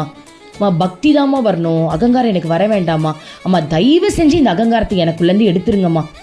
அந்த பெருமை, அந்த சந்தோஷம், பக்தி வரலாம், பெருமை எதுக்குமா வருது, எனக்கு வருதுமா, தயவு செஞ்சு இதை எடுத்துருங்கம்மா. நான் மனசார பிரார்த்தனை பண்ணேன்டா. வீட்டுக்கு வந்துட்டு அம்மாட்ட சொல்லிக்கிட்டே இருந்தேன், அம்மா எனக்கு அகங்காரம் வேணாமான்னு ஓப்பனாக சொன்னேன். என்ன வருதுன்னா அம்மாட்ட ஓப்பனாக சொன்னேன், அம்மா எனக்கு இப்போ மைண்டில் என்ன தெரியுமா வருது, இது எனக்கு கிடைச்ச மிகப்பெரிய பாக்கியம், உலகத்தில் எத்தனை பேர் இருக்காங்க, எனக்கு மட்டும் ஏன் அம்மா மாதிரி போடுற வேஷம் போகிற வாய்ப்பு கிடைச்சது, அப்போ நான் ஒரு பெரிய ஆளு தானே, ஒரு பெரிய பக்தி பண்ணுறேன்ல அப்படின்ற தாட் எனக்கு வந்துருச்சு. அம்மா எடுத்துருமா ப்ளீஸ்மா, எடுத்துருமா. நான் அவ்வளோ பிரார்த்தனை பண்ணேன்.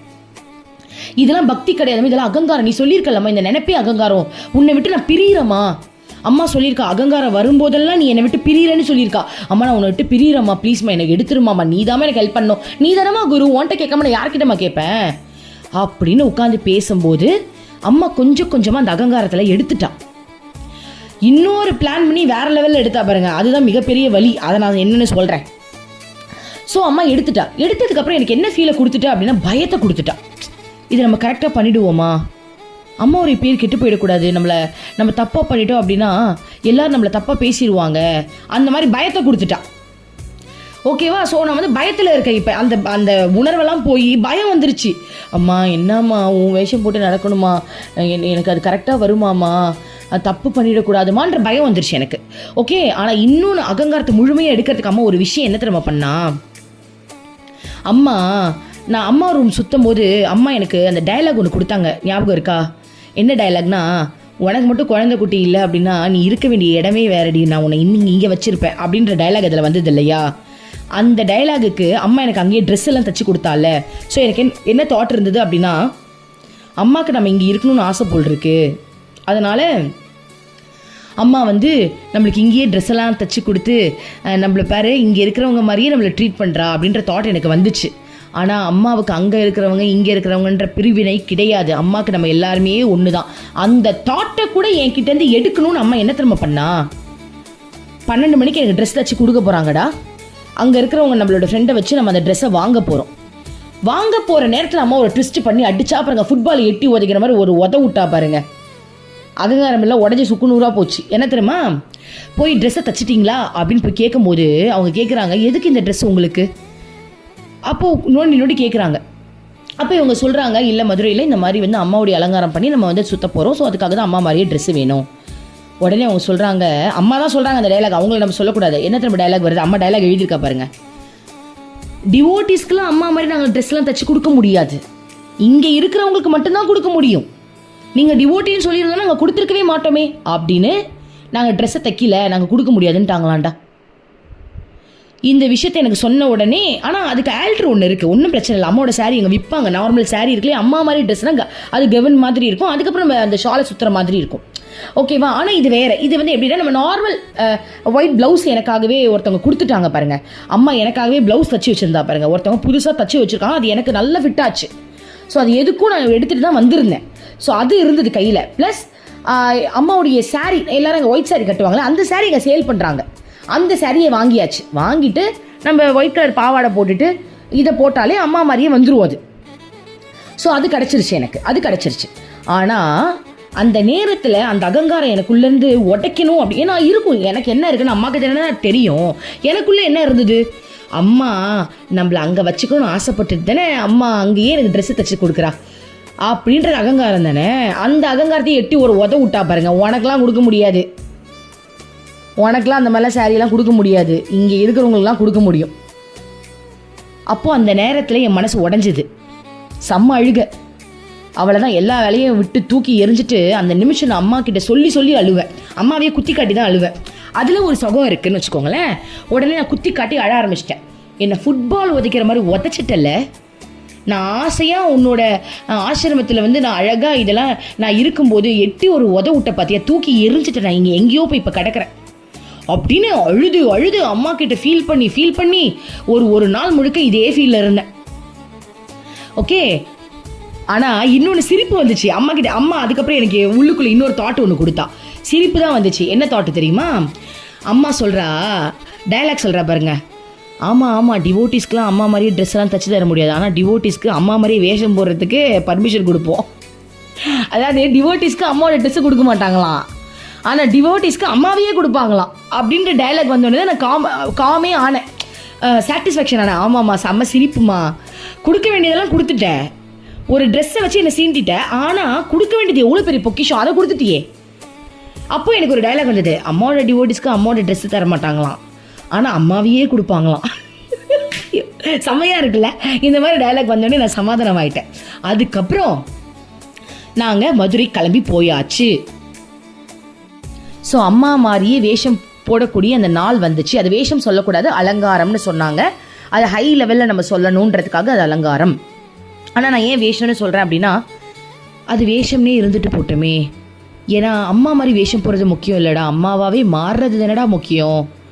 அம்மா நம்ம செடி மரம்லாம் வெட்டுறோம் இல்லையா, அதுக்கே அம்மா கவலைப்படுறாளா. ஏன்னா அந்த குருவி உட்காரத்துக்கு இடம் இல்லாமல் தவிக்குது. அது வந்து இத்தனை நாள் உட்காந்துருந்த மரத்தை இவங்க வெட்டிட்டாங்களேன்னு பயந்து வேறு இடத்துக்கு எங்கே போகிறதுன்னு தெரியாமல் தவிக்கிற அந்த உணர்வு கூட அம்மாவுக்கு பாதிக்குமா. அம்மா சச்சங்களை சொன்னாங்களாம். ஆனால் அதுதான்டா அம்மாவுடைய உணர்வு. அம்மா மாதிரியே மாறுறது எவ்வளோ பெரிய விஷயம். வேஷம் போடுறது ஒரு விஷயம் இல்லை, யார் வேணாலும் போடலாம். ஸோ அதனால் அதனால தான் நான் அம்மாவுடைய வேஷம் அப்படின்ற அந்த வார்த்தையை பயன்படுத்தினேன், வேறு ஒன்றும் இல்லை. ஓகே. நம்ம அலங்காரம்னே அவங்க சொன்னாங்க. அப்புறம் பிரம்மச்சாரிணி சொல்லி கொடுத்தாங்க, நீங்கள் அலங்காரம்னு சொல்லுங்கள், அது வந்து நம்ம உயர்த்தி சொல்கிற மாதிரி இருக்கும் அப்படின்னு நிறைய சொல்லி கொடுத்தாங்க. சரி சொல்லிட்டு இப்போ நான் அலங்காரம்னு சொல்கிறேன். ஓகே. ஸோ அம்மாவுடைய அலங்காரம் பண்ணக்கூடிய நாள் வந்துருச்சு. அம்மாவுடைய அலங்காரம் பண்ணியாச்சு. அம்மாவுடைய மூக்குத்தியும் கிடச்சிது. எனக்கு மூக்கில் ஓட்டையே கிடையாது, ஆனால் டப்ஸ் பண்ணுற மாதிரி ஒரு விஷயம் கிடச்சிது. எல்லாத்தையும் பண்ணிவிட்டு நான் வெளில வரும்போது அம்மாவே வந்துட்டாங்க. நிறைய பேர் கண் கழங்கி அழுதாங்கடா, கட்டி பிடிச்சாங்க. அதுதான் பக்தி. நான் வேஷம் போட்டது, அந்த அலங்காரம் பண்ணது பக்தி இல்லை. ஏன்னா அந்த அலங்காரம் பண்ணும்போது எனக்கு அம்மாவை பார்க்கணுன்னு ஆசை இருந்துச்சு, ஆனால் நான் பார்க்க முடியல, எல்லாரும் பார்த்தாங்க. அவங்க அதை கண் கலங்கி அழுதாங்க பாருங்க, அதுதான் பக்தி.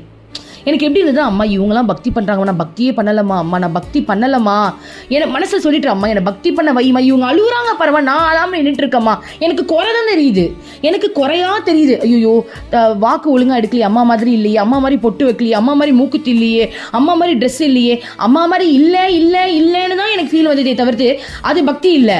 ஆனால் எதிரில் நின்னவங்க அந்த ஒரு மேக்கப்பை கூட அவங்களுக்கு அம்மாவாக தெரிஞ்சதில்ல, அவங்களுக்கு எவ்வளோ பக்தி. ஸோ அந்த இடத்துல எனக்கு எப்படி இருந்ததுன்னா, அம்மா எனக்கு காட்டுறா பாரு, அவங்க தான் பக்தி பண்ணுறாங்க, நீ எங்கடி பக்தி பண்ணுற, பக்தியே பண்ணலடி, நீ உனக்கு போய் மேக்கப் போட்டு விட்டேன் பாரு, வேறு யாருக்காவது போட்டு விட்டுருக்கலாம் போல அப்படின்னு தான் எனக்கு இருந்துச்சு. நான் கீழே இறங்கி வரேன், எல்லாரும் பார்த்தாங்க, அம்மாவே வந்துட்டாங்கன்னு. ஒரு சுவாமிஜி காலில் விழுந்துட்டாருடா, அவருக்கு எவ்வளோ பெரிய பக்தி. என்னால் தாங்கவே முடியல. எனக்கு ஒரு மாதிரி, அம்மா வேஷம் போகிறது முக்கியம் இல்லைம்மா, நீயா ஆவறது தான்மா முக்கியம்னு அங்கே கண்ணை முன்னவ தான் எழுந்து உட்கார சொல்லிட்டாங்க. கண்ணை திறக்கவே இல்லையே. அம்மா அம்மா அம்மா அம்மா அம்மா அம்மா அம்மா அம்மா அம்மா அம்மான்னு சொல்லிக்கிட்டே வந்தேன். ஏன்னா எனக்கு என்னன்னா, எல்லாரும் பக்தி பண்ணுறாங்க, நாங்கள் பக்தியே பண்ணலையே அப்படின்னு. அம்மா அம்மா என்னை விட்டுறாத அம்மா, நீ இறங்கிடுமா இறங்கிடுமா இறங்கிடுமா ப்ளீஸ்மா ப்ளீஸ்மா, அம்மா அம்மா அம்மா அம்மா அம்மான்னு அம்மா அம்மா அம்மா அம்மா அம்மா அம்மான்னு கத்துவா தெரியுமா. அம்மா அம்மான் தான் வருது, வேற எதுவுமே வரமாட்டேங்குது. அப்படியே வந்தது, அம்மா என்னை தயவு செஞ்சு காப்பாற்றிடுமான்னு. அப்போது இறங்கி வீதியில் நம்ம வந்து ஒரு ஆசிரமத்துக்கு போகிறோம், அங்கிருந்து தான் நடக்க போகிறோம். அப்போது அந்த பாதையில் நடக்கும்போது சீக்கிரமாக போயிட்டு என்ன கூட்டம் வந்துடும் இல்லையா. அப்போ அந்த பாதையில் நம்ம நடக்கும்போது அம்மா எனக்கு ஒரு பஜனை கூட தெரியாது, என்ன வேற நம்பி பஜனை பாடுங்கன்ட்டாங்க. ஐயோ அம்மா, நம்மளுக்கு ஏன் பஜனை வராது அப்படின்னா, சின்ன வயசில் நிறைய பாடுவோம்டா. நம்ம வந்து கோவிலில் நிறைய பாடியிருக்கோம், நிறைய பாட்டு தெரியும். ஆனால் கிருஷ்ண பாவத்துக்கு வந்துட்டோம்ல, நம்ம அந்த கோபியர்கள்லாம் வந்துட்டோம்ல, அதனால எனக்கு கிருஷ்ண ஸ்டோரி தான் கொடுக்குறான், பஜனை என்னை பாட விடலை. அதனாலேயே இருக்கிற பஜனையும் மறந்து போயிடுச்சு. இவன்ட்ட சொன்ன, டே கிருஷ்ணா பஜனைலாம் பாட சொல்கிறாங்க கிருஷ்ணா, எனக்கு ஏதாவது பஜனை சொல்லி கொடுடா, நீ தானே எனக்கு எடுத்து வச்சிருக்க, எனக்கு பஜனை கொடுக்கல, இவன் ஸ்டோரியாக கொடுத்து வச்சிருக்கான். மீராபாய்க்கு கூட பஜனையாக கொடுத்து வச்சிருந்தேன், ஏன்டா எனக்கு பஜனை கொடுக்கல, எனக்கு ஸ்டோரியாக கொடுத்து வச்சிருக்கடா, நீ ஸ்டோரியாக போய் சொல்ல முடியும் பப்ளிக்ல. புரியுதுங்களா? எல்லாரும் பக்தி பண்ணுறதுக்குன்னு ஒரு விதம் இருக்கும்லடா. எல்லாரோடைய பக்தியும் பஜனை மூலமாக பக்தி பண்ணுறாங்க. என்னை மட்டும் பாருங்க, கிருத்தி கிருஷ்ணான்னு எனக்கு பேரை வச்சு விட்டு ஸ்டோரியாக கொடுத்து வச்சிருக்கான். நான் அடிக்கடி கிருஷ்ணா கிட்ட கேட்பேன், ராதை பஜனை பாடி பக்தி பண்ணாங்க, ராதைன்ற மீரா வந்து பக்தி வந்து அப்படி பண்ணாங்க, ராதை வந்து உன்னை நினைச்சு அழுதே பக்தி பண்ணாங்க, ஜனாபாய் உனக்கு வேலை செஞ்சே பக்தி பண்ணாங்க. நான் என்ன பக்தி கிருஷ்ணா பண்றேன், எனக்கு ஸ்டோரி தானே கொடுத்து வச்சிருக்கேன் அப்படின்னு கிருத்தி கிருஷ்ணான்னு ஒரு பேரை கொடுத்து நீ ஸ்டோரியை கொடுத்து வச்சிருக்க, என்னை வந்து இவங்க பாட சொல்றாங்க அப்படின்னு நான் கிருஷ்ணா வேற உள்ளுக்குள்ள திட்டிக்கிட்டே வரேன், என்ன பாட்டடா பாடுறதுன்னு. ஆனா அம்மா வந்து சிவன் சுந்தரேஸ்வரர் தானே மீனாட்சியை கல்யாணம் பண்ண வராங்க, உனக்கு போஷம்போ தெரியல, அதை பாடு அப்படின்னு ஒரு டயலாக் கொடுத்தோடனே அம்மா வீதியில நடந்து வரும்போது போஷம்போ பாட்டு நல்லா பாடணும்டா. அந்த மடத்துல போகும்போது அந்த போஷம்போ அதை பாடி அப்படியே முடிக்கும் போது, அப்பா ஒரு பாட்டை பாடி என்னை தப்பிக்க விட்டுட்டம்மா, நல்ல வேலைம்மா, ஒரு பாட்டை பாடி என்னை தப்பிக்க விட்டுட்டேன். ஆமாம்மா இனிமேல் பாட விட்றாதம்மா ப்ளீஸ்மா, நான் அடக்கமாக போய் ஒரு மூலையில் உட்காந்துக்கிறேம்மான்னு சொல்லிட்டு நான் பாட்டு சேரில் ஒரு மூலையில் உட்காந்துட்டு ஃப்ரண்ட்டில் உட்காரல, நல்ல வேலை. ஓகே, ஒரு மூலையில், அதாவது சேரில் தான் உட்காந்து, மற்றவங்கள கீழே உட்காந்துட்டாங்க. நான் வந்து ஒரு டேபிள் மாதிரி இருந்தால் அலங்காரம் பண்ணவங்க மட்டும் என் கூட சேர்ந்து காளி கிருஷ்ணா, ஏன்னா அம்மா காளி கிருஷ்ணா இல்லையா, ஸோ 2 பேர் தான், இல்லை நம்ம பசங்க தான், அவங்களோட சேர்ந்து நாங்கள் அங்கே உட்காந்துறோம். அப்புறம் மதுரை மீனாட்சியை நம்ம டீமில் வந்தவங்க வந்து மேக்கப் போட்டிருந்தாங்க. ஓகேவா, ஸோ எல்லோரும் வந்து உட்காந்தாச்சு. அதுக்கப்புறம் நான் பக்தி பண்ணிக்கிட்டே இருந்தேன். சில பேருக்கு அம்மானு ஏற்றுக்க முடிஞ்சது, சில பேருக்கு அம்மானு ஏற்றுக்க முடியல. ஏன் முடியல, ஏன்னா அம்மா வந்து அந்த உருவத்திலே அவங்க பார்த்துட்டாங்க இல்லையா. ஸோ நம்மளை பார்க்கும்போது அவங்களுக்கு அந்த ஃபீல் வராமல் இருந்திருக்கலாம். ஆனால் ஃபீல் வந்தவங்க எல்லாருமே பக்தி பண்ணுறாங்கடா. ஃபீல் வராதவங்களுக்கு பக்தி இல்லைன்னு சொல்ல முடியாது, ஆனால் உயர்ந்த பக்தி இதுதான். ஏன் தெரியுமா, அம்மா வேஷம் போட்டவங்கள பார்த்தும் அம்மான்ற ஞாபகம் வருது இல்லடா, அந்த முகத்தை மறந்து அந்த உள்ளுக்குள்ள இருக்கிற உணர்வை கொண்டு வராங்களா, அதுதான் பக்தி. எனக்கு அது ரொம்ப பிடிச்சிருந்தது. இவங்க பக்தி பண்ணவங்களை பார்த்து நான் வந்து மெய் சிலிர்த்து இருந்தேன். ஓகேவா, அதுக்கப்புறம் வெளியே வந்துட்டு நடக்க ஆரம்பித்தோம். ஓகே, நடக்கும் போதெல்லாம் அம்மா அம்மா அம்மா அம்மா அம்மா அம்மா அம்மா அம்மா அம்மா அம்மான்ற அந்த எண்ணத்துலேயே, அம்மா ப்ளீஸ்மா நடமான்ற அந்த எண்ணத்துலேயே நடந்துட்டோம். ஆனால் அங்கே பக்தி பண்ணதே பார்த்தீங்கன்னா என் சுற்றி இருக்கிறவங்க தான் பக்தி பண்ணாங்க போல் இருக்கு. அதுக்காக பக்தி அம்மா என்னையும் தான் பண்ண வச்சேன், நானும் இல்லைன்னு சொல்லலை, அம்மான்னு சொல்ல வச்சுட்டால, அதுவே எனக்கு போதும். அதுக்கப்புறம் நான் ஒரு பிரார்த்தனை பண்ணியிருந்தேன். என்ன அப்படின்னா, மீடியாவில் பேச வைக்கலான்ற ஒரு தாட் வந்து இருந்தது போல் இருக்கு. நான் வந்து உள்ளுக்குள்ளே நினச்சிக்கிட்டேன், அம்மா நான் என்னம்மா உன்னை பரப்புறது, நீ தான் ஆல்ரெடி பரவி போய் கிடக்குற, உன் விருப்பப்படி நடந்துக்கோம்மா, எனக்கு வந்து மீடியாலலாம் பேசணுன்னு எனக்கு தோணலை, உன் விருப்பம்மா, உனக்கு என்ன தோணுதோ நீ பண்ணிக்கோமா அப்படின்னு நான் முன்னாடியே பிரார்த்தனை பண்ணியிருந்தேன். அம்மா இந்த மீடியாவில் எனக்கு கோத்து விட்றாதம்மா, தயவு செஞ்சு எனக்கு ஒன்றுமே தெரியாதுமா, உன்னை பற்றிலாம் நான் என்னம்மா பேசுகிறது, உனக்கு தெரியாதுதாம்மா, நான் வந்து இப்படியே கிடக்கிறேம்மா, உன்னை ஒரு மூலையில் உள்ளுக்குள்ளே இருக்கிற அம்மாவை நான் வணங்குறல, எனக்கு அதுவே ரொம்ப பிடிச்சிருக்குமா அப்படின்னு நான் உள்ளே பிரார்த்தனை பண்ணியிருந்தேன் பாருங்க. அது நடந்துருச்சுடா. என்னை வளைச்சி ஃபோட்டோ எடுத்தாங்கடா. எல்லாம் நல்லபடியாக முடிஞ்சு அதுக்கப்புறம் நாங்கள்லாம் பிரசாதெல்லாம் வாங்கிட்டு வீட்டுக்கெலாம் வந்துட்டோம். சூப்பராக இருந்தது அந்த டே, வேறு லெவலில் இருந்துடா. வந்ததுக்கப்புறம் என்னை வளைச்சி ஃபோட்டோ எடுத்திருந்தாங்க. ஏன்னா அம்மா இல்லையா, அம்மா தானே மெயின். ஸோ எல்லாரையும் சேர்த்து வளைச்சி ஃபோட்டோ எடுத்திருந்தாங்க.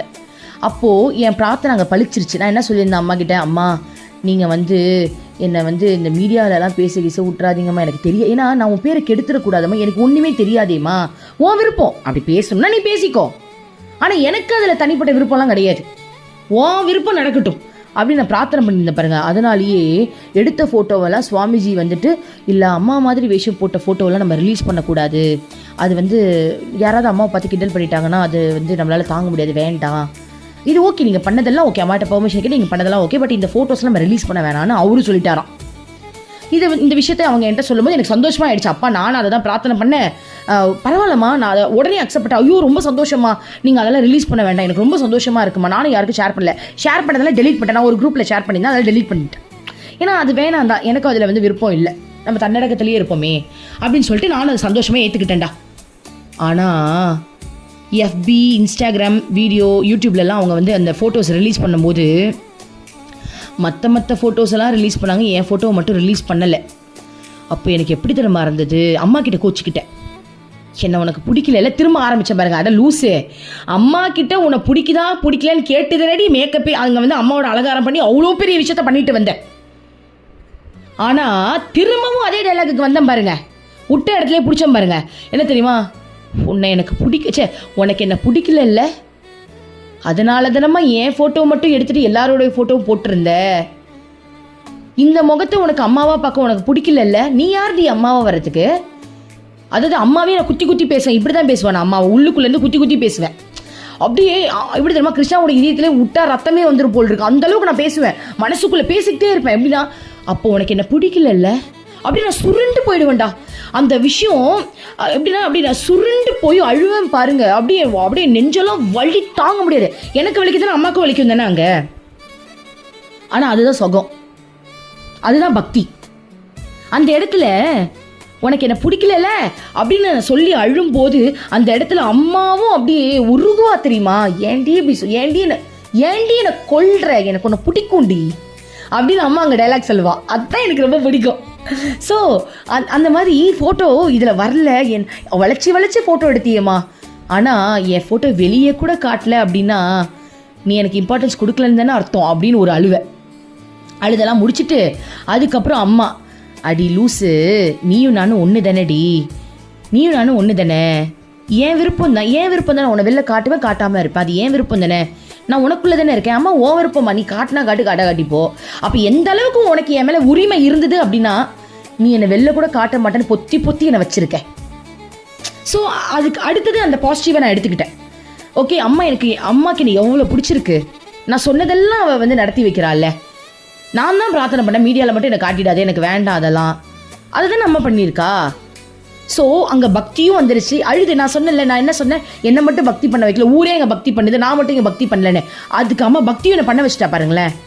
அவங்க அந்த விஷயத்த நினச்சி நான் உருகி அழுது உன்னை எனக்கு திரும்ப பிடிக்கலையா அப்படின்னு அந்த டைலாக்லாம் கேட்க விட்டு திரும்ப அம்மா வந்து எப்படி சொல்கிறது, திரும்ப அதாவது எல்கேஜிக்கே திரும்ப போன மாதிரி, அதாவது ஆன்மீகத்தில் மட்டும் வளர்ச்சி அடைஞ்சிட்டு நினச்சிடவே கூடாதான், ஸ்டார்டிங் ஸ்டேஜ்லேயே இருக்கணுமா.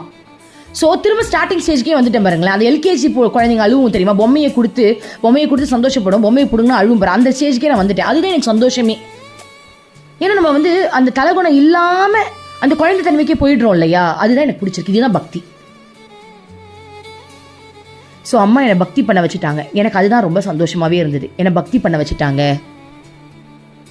ஸோ இதாண்டா அம்மா, அதாவது நான் என்னால் புரிஞ்சுக்க முடியுது, அம்மா எனக்கு அந்த புரியுற தன்மையை கொடுத்துருக்காங்க. அதாவது 4 பேருக்கு நேராக பீத்திக்கிறது பக்தி கிடையாது, உள்ளுக்குள்ள அவங்கள நினைச்சு உணர்ந்து அந்த கண்ணீரோடு அவங்கள நினைக்கிறோம்ல, அதுதான்டா பக்தி. சந்தோஷமாக நினைச்சாலும் பக்தி, கண்ணீரோட பக்தி நினைச்சாலும் பக்தி தான். ஸோ பெருமை வேண்டாம், அகங்காரம் வேண்டாம், ஆணவம் வேண்டாம், அதெல்லாம் எதுவுமே இல்லாமல் அந்த குழந்தைத்தனமான அன்பு இருக்கு, அந்த ஏக்கம் இருக்குல்ல, என்ன உனக்கு பிடிக்கல அப்படின்ற அந்த ஏக்கம் இருக்குல்ல, என்னோட பாவத்தை தான் நான் சொல்கிறேன், எல்லாருக்குமே இது இருக்குன்னு நான் சொல்ல வரல, உங்கள் பாவம் வேற, என் பாவம் வேற. அப்போது அந்த நேரத்தில் எனக்கு ஒரு விஷயம் தோணுச்சு தெரியுமா, என்ன திரும்ப தோணுச்சு, நான் அம்மா கிடையாது, நீ மட்டும்தான் அம்மா, நான் ராதை கிடையாது, ராதை தான், நான் ஜனாபாய் கிடையாது, நான் ஜனாபாய் தான், நான் மீரா கிடையாது, மீரா தான். ஏன்னா அவங்க கொடுத்த எதுவுமே நீ எனக்கு கொடுக்கல. ஜனாபாய் வந்து சேவை செஞ்சே உனக்கு வந்து உன்னோட கோவிலை வந்து சுத்தம் பண்ணி உனக்கு அலங்காரம் பண்ணி உனக்கு சேவை செஞ்சே அவங்க உன்னை அடைஞ்சாங்க. அவங்களோட பாவம் வேற. மீரா உனக்காக பஜனை பாடி உன்னை நினச்சி உருகியே உன்னை அடைஞ்சாங்க, அவங்க பாவம் வேற. ராதை வந்து உன்னை நினைச்சு அழுது அழுது அழுது உன்னோட மெர்ஜில் இருந்தே உன்னை அடைஞ்சாங்க. அவங்க பாவம் வேற. சுதாமணி உன்னை அடைஞ்சி நீயாவே மாறி இன்னைக்கு அம்மானு உலகத்துக்கே சேவை செஞ்சுட்டு இருக்கா. அவ பாவ வேற. நான் கிருத்தி கிருஷ்ணா தான்டா. இவங்க யாருமே நான் கிடையாது. அம்மாவும் நான் கிடையாது. அம்மா தான். நான் கிருத்தி கிருஷ்ணா தான்டா. ஏன்னா நீ எனக்கு எப்படி நம்ம பாவம் பண்ண வச்சிருக்க, ஸ்டோரி கொடுத்து வச்சிருக்க, ஸ்டோரியிலையும் கூட நான் வாழ்ந்துகிட்டு இருக்கேன். கிருத்தி கிருஷ்ணா தான் நான். இந்த கிருத்தி கிருஷ்ணாவை தூய்மைப்படுத்தி சுத்தப்படுத்தி உன்கிட்ட மெர்ஜாகவை. எப்படி மீராபாயின்னு ஒருத்தவங்க இருந்தாங்களோ, எப்படி ஜனாபாயின்னு ஒருத்தவங்க இருந்தாங்களோ, எப்படி ராதான்னு ஒருத்தவங்க இருந்தாங்களோ, எப்படி சுதாமணின்னு அம்மா இருந்தாலோ, என்னை கிருத்தி கிருஷ்ணாவாவே இருக்க வச்சு இதுல என்ன உன்கிட்ட அடையவை. இதுவே நானா இருந்துக்கிறேன் அப்படின்னு நான் ஒரு முடிவு எடுத்தேன்.